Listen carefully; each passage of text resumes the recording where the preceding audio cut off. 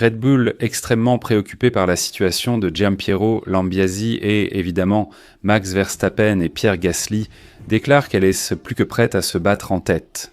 Discutons-en. Bonjour à tous de Resaka Motor, bienvenue dans une nouvelle vidéo, je suis Mateusz Pucci.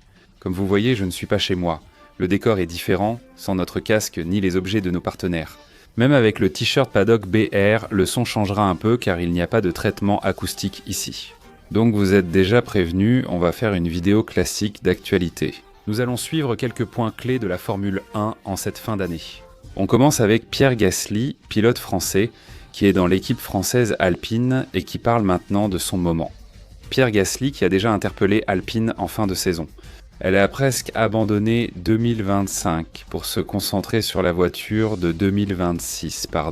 On attend de meilleures performances d'Alpine, qui aura un moteur Mercedes en 2026. Pierre Gasly affirme désormais suivre des pilotes comme Charles Leclerc, George Russell, Lando Norris. Eux ont des voitures compétitives, tandis que lui, de la même génération, n'en a pas. Gasly dit qu'il est plus que prêt.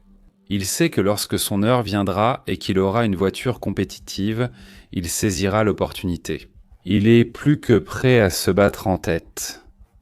Et il a confiance que Alpine sera cette équipe qui lui donnera la voiture, d'autant plus qu'il est chez Alpine aujourd'hui, n'est-ce pas? Il ne peut pas critiquer l'équipe, il dira aussi du bien. Là j'entre avec mon avis sur cette déclaration de Gasly, en rappelant que les sources sont toujours dans la description. C'est un bon pilote, oui, c'est un bon pilote. Quand il est arrivé en Formule 1, il y avait des attentes autour de lui, il y en avait aussi quand il est allé chez Red Bull. La situation chez Red Bull est très compliquée pour le second pilote. Parce que c'est une voiture très particulière, et cette voiture très particulière, très peu de pilotes arrivent réellement à la dompter. Et en fait, depuis que Daniel Ricciardo est parti, seul Max Verstappen arrive à dompter cette voiture. Gasly est allé chez AlphaTauri et a gagné une course. Mais soyons honnêtes, à aucun moment de sa carrière, que ce soit avant ou après Red Bull, Pierre Gasly n'a montré qu'il était un pilote. Les gens allaient se le voir et penser « Mon Dieu, un futur champion du monde, il avait du potentiel ». C'est peut-être un pilote qui, avec une bonne voiture et peu de concurrence, pourrait devenir champion du monde. Je pense que c'est une réelle possibilité pour Pierre Gasly. Maintenant, on ne peut pas dire que c'est un pilote qui va accomplir de grandes choses en Formule 1 si les choses continuent comme elles sont. Même avec une meilleure voiture, il se défend mieux dans le peloton. Je ne pense pas que Pierre Gasly obtiendra des résultats ou des performances vraiment exceptionnelles. Tu peux avoir un avis différent et bien sûr tu es invité à le mettre dans les commentaires. Mais je vois Pierre Gasly comme un bon pilote, un pilote qui montre que c'est une génération très forte. Parce que lui, même en étant un bon pilote, il n'est toujours pas parmi les meilleurs pilotes de la grille. Donc c'est une génération très forte, mais comme je l'ai dit, il n'est pas parmi les meilleurs. Ce n'est pas quelqu'un que tu mettras parmi les favoris pour gagner un titre avec la même voiture. Par exemple, tu ne placeras pas Pierre Gasly tout en haut. Selon moi, d'autres pilotes comme Verstappen, Norris, Piastri, Russell ou Leclerc passent devant. Gasly pourrait battre les nouveaux comme Bortoleto ou Antonelli grâce à son expérience et sa régularité. C'est un bon pilote qui devrait rester un Ocon, un pilote de milieu de grille, durant sa carrière. Je pense que c'est ce qui va se passer. Avec Gasly, rappelons qu'Ocon aurait pu aller chez Mercedes si Toto Wolff avait vu quelque chose de plus en lui. Donc comparer Ocon et Gasly revient un peu à dire que ce sont deux pilotes de milieu de grille, des pilotes équivalents. Pour moi, c'est très bien. Je pense qu'il va terminer sa carrière sans accomplir beaucoup plus de grands exploits. Peut-être qu'il n'aura plus aucune victoire. Je ne pense pas qu'il va se battre pour un titre, mais tout dépend aussi de la voiture qu'il aura entre les mains. Si Alpine fait les bons choix, évidemment, il finira par avoir une chance. Mais dis-moi ton avis sur Pierre Gasly dans les commentaires, pour que je sache si tu es d'accord ou pas.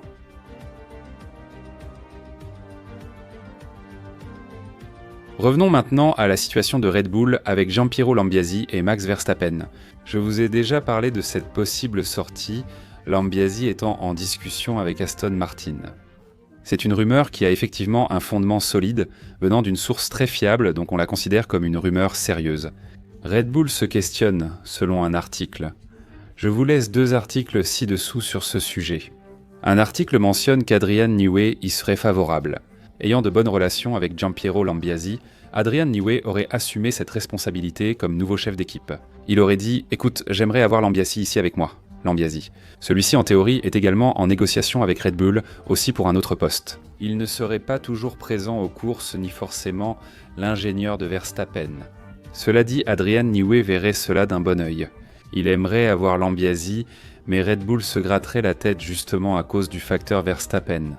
Parce que perdre l'Ambiasi serait un coup dur, et c'est exactement ce que je vous ai dit dans la vidéo précédente. Perdre l'Ambiasi s'ajouterait à celle du véritable Helmut Marko, récemment annoncé. La crise qui s'est installée chez Red Bull avec le changement de direction, même si maintenant, avec Lohan Max, il semble que les choses soient plus calmes pour Verstappen. Cela s'ajouterait également au départ d'Adrian Newey, qui est aussi une grande perte. Le départ de Honda, sans garantie que Ford puisse produire un moteur compétitif, représenterait de lourdes pertes. Jonathan Whitley est aussi parti il y a peu pour rejoindre Sauber. De grands changements chez Red Bull, de grands noms quittent Red Bull alors que Max Verstappen cherche justement de la stabilité et une voiture compétitive. Tout cela réuni créerait un vrai problème et justifierait donc cette nouvelle qui sort de chez Red Bull. Extrêmement préoccupé par cette situation de Giampiero Lambiasi, Red Bull a des raisons pour cela. Parce que le président-directeur général Olivier Mines est venu publiquement dire non. Verstappen va rester avec nous, c'est un pilote loyal, il restera avec nous jusqu'à la fin. Nous allons livrer la voiture et le reste, en parler est une chose, la livrer en est une autre. Verstappen a clairement dit vouloir une voiture compétitive et a admis qu'il quitterait l'équipe si ce n'était pas le cas. Donc c'est une situation très préoccupante pour Red Bull à cet égard. Et je crois qu'au début ou au milieu du mois de janvier, nous aurons une réponse plus concrète. Si l'objectif est d'amener l'Ambiasi chez Aston Martin, alors il faut le faire. Il doit encore respecter la quarantaine, appelée période de jardinage, qui peut durer 6 mois à 1 an. L'Ambiasi aurait beaucoup d'informations sur Red Bull. Red Bull imposerait probablement 12 mois de jardinage à l'Ambiasi. Nous savons que cet échange d'informations est très important. Récemment, un ex-employé de Mercedes parti chez Red Bull aurait transmis des infos sur le moteur Mercedes, permettant à Red Bull de reproduire la solution. Nous en avons aussi parlé récemment en vidéo sur l'astuce des équipes. Beaucoup d'événements en Formule 1 découvrons les coulisses. L'inquiétude de Red Bull est justifiée. Je veux connaître votre avis dans les commentaires. N'oubliez pas de vous abonner et d'activer la cloche pour ne rien manquer. Nos partenaires ont aussi été mentionnés tout au long de la vidéo pour vous. Paddock BR propose des t-shirts F1 100% coton avec le code promo Resaka Motor. Evo Design offre volant, cockpit, casque de votre équipe ou pilote préféré avec le code Resaka. Il y a Instant Gaming avec des jeux, des cartes cadeaux pour vous, en plus du tirage au sort du ROG là et de la Xbox. Les liens sont ci-dessous, concluez votre forfait avec Amorim Global et bénéficiez de leur assistance juridique internationale. Tout est en bas, merci et à bientôt.